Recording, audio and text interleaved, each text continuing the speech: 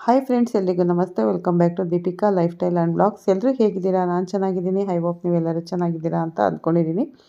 Please friends, ಈ ವಿಡಿಯೋನ ಫಸ್ಟಿಂದ ಕೊನೆವರೆಗೂ ಸ್ಕಿಪ್ ಮಾಡದೆ ನೋಡಿ. ನಿಮ್ಗೆ ಇಷ್ಟ ಆದರೆ ಲೈಕ್ ಮಾಡಿ, ಶೇರ್ ಮಾಡಿ. ಹಾಗೆ ವಿಡಿಯೋ ಇಷ್ಟ ಆದರೆ ಓಂ ಶನೇಶ್ವರಾಯ ನಮಃ ಅಂತ ಒಂದು ಕಮೆಂಟ್ ಕೊಡೋದನ್ನು ಖಂಡಿತ ಮರಿಬೇಡಿ.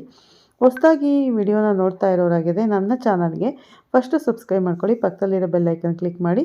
ನಾನು ಹಾಕೋ ಪ್ರತಿಯೊಂದು ವಿಡಿಯೋ ನೋಟಿಫಿಕೇಷನ್ಗೆ ಬರುತ್ತೆ, ತಕ್ಷಣ ನೋಡ್ಬೋದು ಸ್ನೇಹಿತರೆ.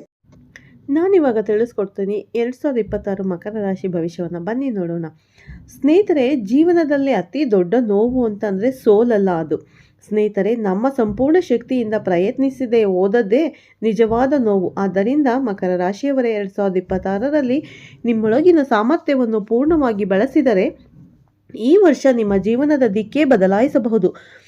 ನಮಸ್ಕಾರ ಸ್ನೇಹಿತರೆ, ಇವತ್ತಿನ ವಿಡಿಯೋಗೆ ತಮ್ಮೆಲ್ಲರಿಗೆ ಸ್ವಾಗತ. ಮಕರ ರಾಶಿಯವರ 2026 ಸೂರ್ಯನ ಶಕ್ತಿಯ ವರ್ಷ.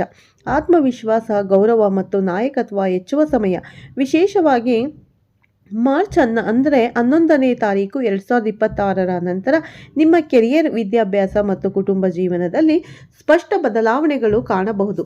ಶ್ರಮಕ್ಕೆ ತಕ್ಕ ಫಲ ಸಿಗಲು ಆರಂಭವಾಗುತ್ತದೆ. ಹೊಸ ಅವಕಾಶಗಳು ದೊರೆಯುತ್ತವೆ. ಆರ್ಥಿಕವಾಗಿ ನಿಧಾನವಾದರೂ ಸ್ಥಿರವಾದ ಪ್ರಗತಿ ಸಾಧ್ಯ. ಆದರೆ ಅಹಂಕಾರ ಮತ್ತು ಆತುರ ತಪ್ಪಿಸಿ ತಾಳ್ಮೆ ಮತ್ತು ನಿಯಮಿತ ಪ್ರಯತ್ನ ಮುಂದುವರಿಸಬೇಕು. ಮಕರ ರಾಶಿಯವರ ಶಿಸ್ತು ಮತ್ತು ಜವಾಬ್ದಾರಿಯೇ ಈ ವರ್ಷ ದೊಡ್ಡ ಶಕ್ತಿ. ಶಾರ್ಟ್ಕಟ್ ಬಿಟ್ಟು ಸತ್ಯ ನಿಷ್ಠೆಯಿಂದ ಮುಂದುವರೆದರೆ 2026 ನಿಮ್ಮ ಸಾಧನೆಯ ವರ್ಷವಾಗಬಹುದು ಸ್ನೇಹಿತರೆ. ಈ ವಿಶ್ಲೇಷಣೆ ನಿಮ್ಮ ಜನ್ಮ ರಾಶಿ ಅಥವಾ ಚಂದ್ರ ರಾಶಿ ಆಧಾರಿತವಾಗಿದೆ. ಮಕರ ರಾಶಿಯ ಅಧಿಪತಿ ಶನಿ ಗ್ರಹ. ಕೆಲವರು ಶನಿ ಸ್ವಾಮಿ ಎಂದರೆ ಕಷ್ಟಗಳು ಹೆಚ್ಚು ಎಂದು ಭಾವಿಸುತ್ತಾರೆ. ಆದರೆ ನಿಜವಾಗಿ ಶನಿ ನ್ಯಾಯದೇವರು, ಕರ್ಮಫಲದಾತ. ಒಳ್ಳೆಯವರಿಗೆ ಒಳ್ಳೆಯ ಫಲ, ಕೆಟ್ಟವರಿಗೆ ಕಠಿಣ ಪಾಠ. ಇದು ಶನಿಯ ಧರ್ಮ. ಶನಿ ಸಹನೆಯನ್ನು, ಶಿಸ್ತನ್ನು ಕಲಿಸುತ್ತಾನೆ. ಆದ್ದರಿಂದ ಮಕರ ರಾಶಿಯವರು ಸಹನೆ ಮತ್ತು ಪ್ರಾಮಾಣಿಕತೆಯಿಂದ ಕೆಲಸ ಮಾಡಿದರೆ ಫಲ ಅನಿವಾರ್ಯ. ಇನ್ನು ಒಂದು ಮಹತ್ವದ ವಿಷಯ ಏನೆಂದರೆ, ಶನಿ ಫಲವನ್ನು ತಕ್ಷಣ ಕೊಡುವುದಿಲ್ಲ, ಆದರೆ ಸರಿಯಾದ ಸಮಯಕ್ಕೆ ಖಂಡಿತವಾಗಿ ಕೊಡುತ್ತಾನೆ. ಶನಿ ನಿಮ್ಮ ಪರಿಶ್ರಮವನ್ನು ಪರೀಕ್ಷಿಸುತ್ತಾನೆ, ನಿಮ್ಮ ಸ್ಥಿರತೆಯನ್ನು ಅಳೆಯುತ್ತಾನೆ. ನೀವು ಒತ್ತಡದ ಸಂದರ್ಭದಲ್ಲೂ ದಾರಿಯನ್ನು ಬಿಟ್ಟುಕೊಡದೆ ಮುಂದೆ ಸಾಗಿದರೆ ಶನಿ ದೀರ್ಘಕಾಲದ ಯಶಸ್ಸನ್ನು ನೀಡುತ್ತಾನೆ ಸ್ನೇಹಿತರೆ. ಮಕರ ರಾಶಿಯವರ ಜೀವನದಲ್ಲಿ ಯಶಸ್ಸು ತಡವಾಗಬಹುದು, ಆದರೆ ನಷ್ಟವಾಗುವುದಿಲ್ಲ. ಆದ್ದರಿಂದ ಧೈರ್ಯ ಕಳೆದುಕೊಳ್ಳದೆ ನಿಯಮಿತ ಶ್ರಮ ಮುಂದುವರಿಸಿದರೆ ಶನಿಯ ಕೃಪೆಯಿಂದ ಸ್ಥಿರ ಸಾಧನೆ ಮತ್ತು ಗೌರವ ನಿಮ್ಮದಾಗುತ್ತದೆ. 11 ಮಾರ್ಚ್ 2026ರಂದು ದೇವಗುರು ಬೃಹಸ್ಪತಿ ನಿಮ್ಮ 6ನೇ ಭಾವದಲ್ಲಿ ವಕ್ರದಿಂದ ಮಾರ್ಗಿಯಾಗುತ್ತಾನೆ. ಇದರಿಂದ ವಿಪರೀತ ರಾಜಯೋಗ ಫಲಗಳು ಸಕ್ರಿಯವಾಗುತ್ತವೆ. ಸಾಲ ಪಡೆಯಲು ಯತ್ನಿಸುತ್ತಿದ್ದವರು ಈಗ ಯಶಸ್ವಿಯಾಗಬಹುದು. ಯಾರಾದರೂ ನಿಮ್ಮ ಹಣ ಹಿಂತಿರುಗಿಸಬೇಕಿದ್ದರೆ ಅದು ವಾಪಸ್ಸು ಸಿಗುವ ಸಾಧ್ಯತೆ ಇದೆ. ಕೆಲಸ, ಪ್ರಯತ್ನ, ಸ್ಪರ್ಧೆ ಸಂಬಂಧಿತ ವಿಷಯಗಳಲ್ಲಿ ಸಹ ಒಳ್ಳೆಯ ಬೆಳವಣಿಗೆ ಕಾಣಬಹುದು. ನ್ಯಾಯಾಲಯ, ಕಾನೂನು ವಿಚಾರಗಳು ಅಥವಾ ವಿರೋಧಿಗಳಿಂದ ಆಗುತ್ತಿದ್ದ ತೊಂದರೆಗಳನ್ನು ನಿಧಾನವಾಗಿ ನಿಮ್ಮ ಪರ ತಿರುಗುವ ಸೂಚನೆಗಳಿವೆ. ಆದರೆ ಜೂನ್ ತನಕ ಆರೋಗ್ಯದ ಕಡೆ ವಿಶೇಷ ಗಮನ ಅಗತ್ಯ ಸ್ನೇಹಿತರೆ. ಜೀರ್ಣಕ್ರಿಯೆ ಸಮಸ್ಯೆ, ತೂಕ ಹೆಚ್ಚಳ, ರೋಗ ನಿರೋಧಕ ಶಕ್ತಿ ಕುಂದುವುದು ಅಥವಾ ಆಲಸ್ಯ ಹೆಚ್ಚಾಗುವ ಸಾಧ್ಯತೆ ಇದೆ. ನಿಯಮಿತ ವ್ಯಾಯಾಮ, ಸರಿಯಾದ ಆಹಾರ ಪದ್ಧತಿ ಮತ್ತು ಮನಃಶಾಂತಿ ಕಾಪಾಡಿಕೊಳ್ಳುವುದು ಮುಖ್ಯ. ಈ ಅವಧಿಯಲ್ಲಿ ನೀವು ಶಿಸ್ತಿನಿಂದ ನಿಮ್ಮ ದೈನಂದಿನ ಜೀವನವನ್ನು ನಡೆಸಿದರೆ ಗುರುವಿನ ಅನುಗ್ರಹದಿಂದ ಕಷ್ಟಗಳು ಅವಕಾಶಗಳಾಗಿ ಮಾರ್ಪಡುವ ಸಾಧ್ಯತೆ ಹೆಚ್ಚಿದೆ. ಜೂನ್ ನಂತರ ಗುರು ನಿಮ್ಮ 7ನೇ ಭಾವಕ್ಕೆ ಪ್ರವೇಶಿಸಿ ಉಚ್ಚ ಸ್ಥಿತಿಯಲ್ಲಿ ಇರುತ್ತಾರೆ. 7ನೇ ಭಾವವು ಜೀವನ ಸಂಗಾತಿ, ಪಾಲುದಾರಿಕೆ, ವ್ಯವಹಾರ ಸಂಬಂಧಗಳು ಹಾಗೂ ಸಾರ್ವಜನಿಕ ಸಂಪರ್ಕಗಳ ಭಾವ. 12 ವರ್ಷಗಳ ನಂತರ ಈ ರೀತಿಯ ಅವಕಾಶ ದೊರೆಯುತ್ತಿದೆ. ಪಾಲುದಾರಿಕೆಯಲ್ಲಿ ಹೊಸ ಕೆಲಸ ಆರಂಭಿಸಲು ಇದು ಉತ್ತಮ ಸಮಯ. ದಿನನಿತ್ಯ ಆದಾಯ ಸಂಬಂಧಿತ ಕೆಲಸಗಳಿಗೆ ಉತ್ತಮ ಲಾಭ ಸಿಗುವ ಸೂಚನೆಗಳಿವೆ. ನಿಮ್ಮ ಎದುರಿನ ವ್ಯಕ್ತಿಗಳೊಂದಿಗೆ ಉತ್ತಮ ಸಂಬಂಧಗಳು ರೂಪುಗೊಳ್ಳುತ್ತವೆ. 7ನೇ ಭಾವದಲ್ಲಿರುವ ಗುರು ಅವರ ಪಂಚಮ ದೃಷ್ಟಿ 11ನೇ ಭಾವದ ಮೇಲೆ ಬೀಳುತ್ತದೆ. 11ನೇ ಭಾವವು ಲಾಭ ಮತ್ತು ಆದಾಯದ ಸಂಕೇತ. ಆದ್ದರಿಂದ ಆದಾಯದ ವೃದ್ಧಿ, ಪ್ರಗತಿ ಮತ್ತು ಹೊಸ ಅವಕಾಶಗಳು ದೊರೆಯುವ ಸಾಧ್ಯತೆ ಇದೆ. ಗುರು ಅವರ ದೃಷ್ಟಿ ನಿಮ್ಮ ಮೊದಲ ಭಾವಕ್ಕೂ ಹಾಗೂ ರಾಶಿ ಸ್ವಾಮಿ ಶನಿಗೂ ಬೀಳುತ್ತದೆ. ಇದರಿಂದ ನಿಮ್ಮ ಆತ್ಮವಿಶ್ವಾಸ ಹೆಚ್ಚುತ್ತದೆ. ನೀವು ಕೈಗೊಂಡ ಕೆಲಸದಲ್ಲಿ ಸ್ಥಿರತೆ ಮತ್ತು ಕೇಂದ್ರೀಕರಣ ಹೆಚ್ಚಾಗುತ್ತದೆ. ನಿರಂತರ ಪ್ರಯತ್ನ ಮಾಡುವ ಶಕ್ತಿ ದೊರೆಯುತ್ತದೆ. ಗುರು ಬೃಹಸ್ಪತಿ 3ನೇ ಭಾವವನ್ನು ದೃಷ್ಟಿಸುತ್ತಾನೆ. 3ನೇ ಭಾವವು ಪ್ರಯತ್ನ, ಧೈರ್ಯ, ಸಂವಹನ ಮತ್ತು ಪ್ರವಾಸದ ಸಂಗೀತ.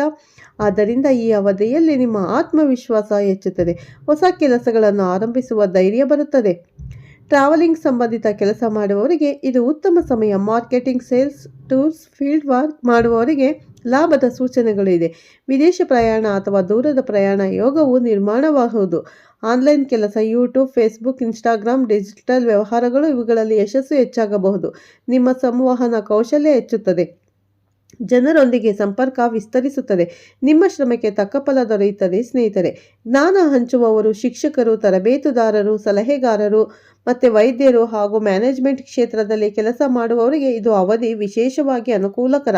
ಹೊಸ ಪ್ರಾಜೆಕ್ಟ್ಗಳು, ಹೊಸ ಜವಾಬ್ದಾರಿಗಳು ಮತ್ತು ಗೌರವ ಹೆಚ್ಚಾಗುವ ಸಾಧ್ಯತೆ ಇದೆ. ನಿರಂತರ ಪ್ರಯತ್ನ ಮತ್ತು ಧೈರ್ಯದಿಂದ ಮುಂದುವರೆದರೆ ಈ ಸಮಯ ನಿಮ್ಮ ಸಾಧನೆಗೆ ಬಲವಾದ ಆಧಾರವಾಗಬಹುದು. ವಿವಾಹ ವಿಚಾರದಲ್ಲೂ ಉತ್ತಮ ಯೋಗಗಳು ನಿರ್ಮಾಣವಾಗುತ್ತವೆ.